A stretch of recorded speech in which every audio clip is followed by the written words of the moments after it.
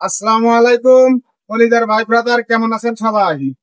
আমরা নির্যাতিত মোটর শ্রমিকের ড্রাইভার সাহেব, আমরা 64 জেলার ড্রাইভার সবাই একতা হওয়ার জন্য নির্যাতিত মোটর শ্রমিক একতা ঐক্য সমগ্র বাংলাদেশ এই সংগঠনটা চালু করছি। আমাদের সামনে যে মালিক সমিতি, মালিক পক্ষ থেকে যে 12 তারিখে যে হরতাল অবরোধ রাখছে 2018 সালের যে কালো আইনের বিষয় নিয়ে, এই আইনটা কিন্তু 2018 সালে পাস হয়েছে, কিন্তু এটা নিয়ে এত বছর কেউ মাথা ব্যথা করে নাই। 20-25 বছরের যে গাড়িগুলা ব্যান করে দিচ্ছে, এর কারণে এখন মালিক সমিতির পক্ষ থেকে হরতাল অবরোধ ডেকেছে 72 ঘন্টা।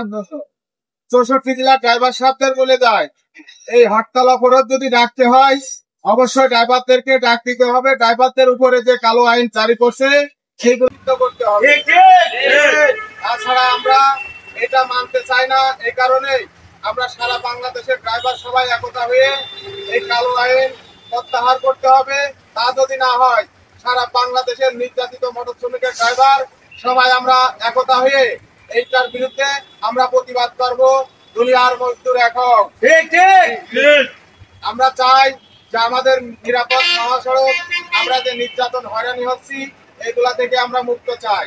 আমরা ড্রাইভার সাহেব সেটা বাস্তবায়ন করার জন্য সারা বাংলাদেশের ড্রাইভার সবাই আমরা একতা হয়েছি নির্যাতিত মোটর শ্রমিক একতা ঐক্য সমগ্র বাংলাদেশের এই সংগঠনটা নিয়ে। আমরা চাই সারা বাংলাদেশের ড্রাইভার সবাই একতা হয়ে আমাদের উপরে যে 2018 সালের যে কালো আইন জারি করছে এইগুলা প্রত্যাহার করতে হবে।